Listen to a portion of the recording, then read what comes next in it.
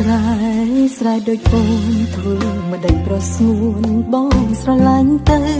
នៅតំបន់ខ្លះមានភ្លៀងកក់ខែអញ្ចឹងធ្វើក្តាមចេញមកក្រៅបងប្អូនអញ្ចឹងធ្វើឲ្យបងប្អូនខ្លះគាត់ចាប់ក្តាមយកមកលក់នៅផ្សារខ្ញុំទៅផ្សារព្រឹកមិញឃើញក្តាមស្រែ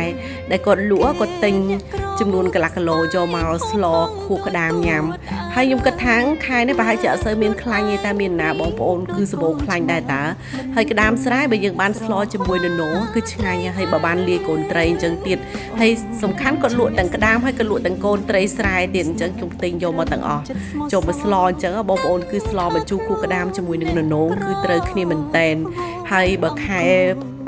ច្រូតវិញក្តាមរឹតតែខ្លាញ់ទៀតបងប្អូនអញ្ចឹងហើយតើយើងឃ្លានយើងធ្វើញ៉ាំតែហ្មងទៅហើយសម្លបញ្ជូរគូក្តាមនេះយើងអាចដាក់គ្រឿងម្រះព្រៅក៏បានម្អមក៏បានហើយបានជីនឹងលាក់ទេរឹតតែឆ្ងាញ់ស្រែស្រែដូចពូនធ្វើមិនដេញប្រស្ងួនបងស្រឡាញ់ទៅសង្ក្រញាញ់មកខ្មើមិនសំពើជាកូនអ្នកផ្សារ